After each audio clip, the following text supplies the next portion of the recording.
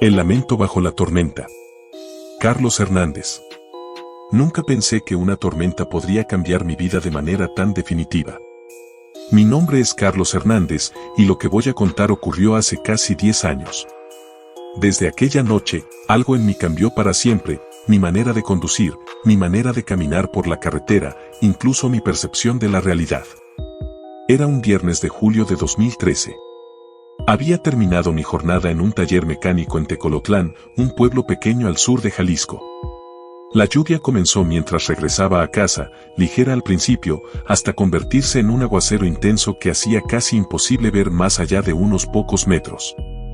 La carretera estaba vacía, mojada, y el viento azotaba mi carro con fuerza. Recuerdo que la visibilidad era mínima. Los charcos se acumulaban en los bordes de la carretera y cada vehículo que pasaba levantaba olas de agua que golpeaban el parabrisas con fuerza. Sentía que debía apresurarme para llegar a casa, pero a medida que avanzaba, el clima empeoraba.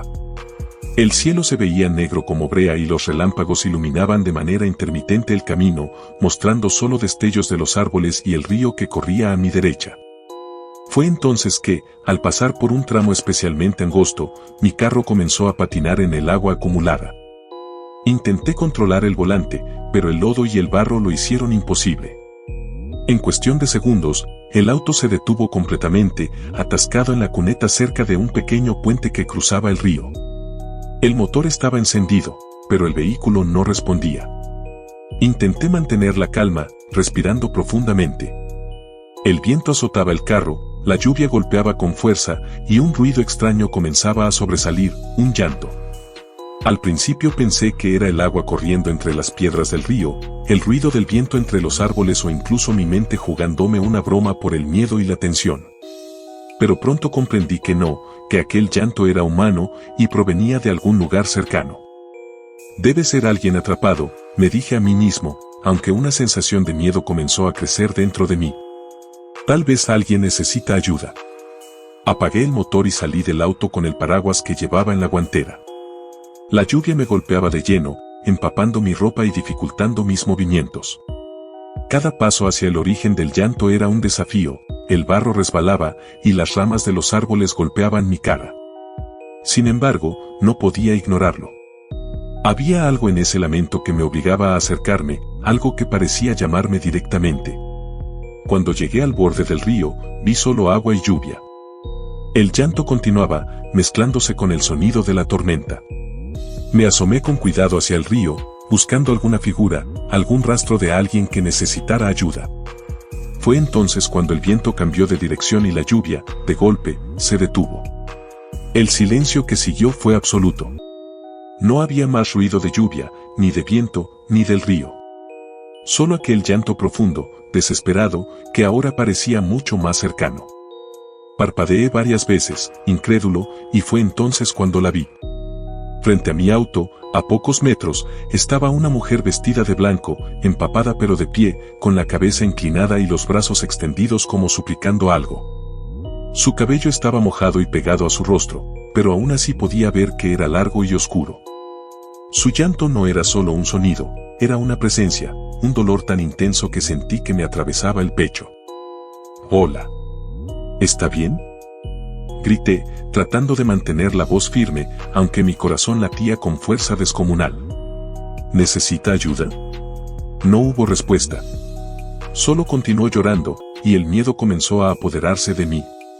Cada músculo de mi cuerpo se tensó. Sentí que algo invisible me empujaba hacia atrás, hacia el auto, hacia un lugar seguro, aunque sabía que no podía darme la vuelta sin enfrentarla. Sus ojos se alzaron lentamente hacia mí, y vi que estaban negros, vacíos, llenos de un dolor tan profundo que me hizo sentir frío hasta los huesos. Intenté avanzar un paso, acercándome con cautela. La mujer no se movió, pero su llanto se intensificó. Cada sollozo parecía atravesar mi mente, mis pensamientos y mis recuerdos, recordándome pérdidas imposibles de revertir, niños desaparecidos, familias rotas, todo un dolor ancestral que parecía emanarle. Yo puedo ayudarla», dije con voz temblorosa.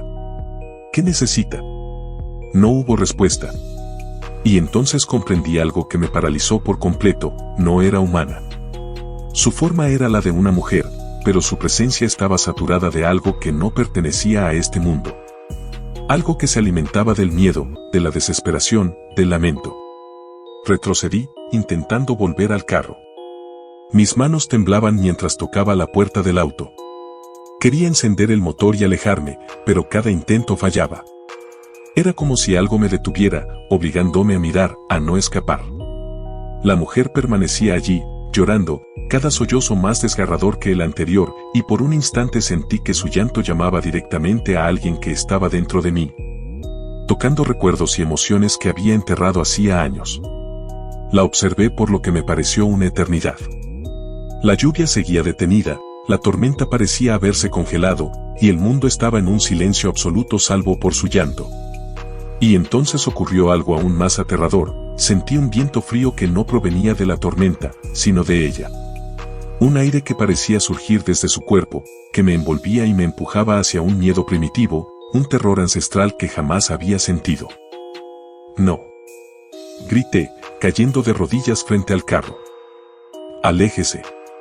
Por un momento, creí que desaparecería, que el miedo me superaría y perdería la conciencia. Y entonces, la lluvia volvió, pero no como antes. Cada gota caía lentamente, pesada, como si arrastrara consigo el sonido de su llanto, y la mujer seguía allí, de pie frente a mí, observándome con esos ojos oscuros y vacíos. Su vestido blanco brillaba tenuemente con la luz de los faros del carro, y sus brazos se extendían hacia mí, suplicando algo que no podía comprender. Intenté arrancar el carro, pero el motor no respondió. La sensación de desesperanza me envolvió por completo. Cada intento fallido me hacía sentir que estaba atrapado, que no podía huir de esa presencia, y que cualquier movimiento en falso podría acercarme demasiado a algo que no debía tocarse. El tiempo parecía haberse detenido. Los minutos se arrastraban, mezclados con la lluvia y el llanto que no cesaba.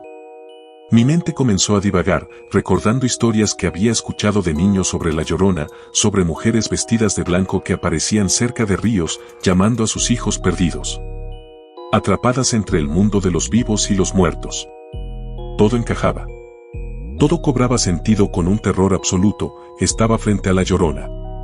Con un esfuerzo tremendo, finalmente logré encender el carro.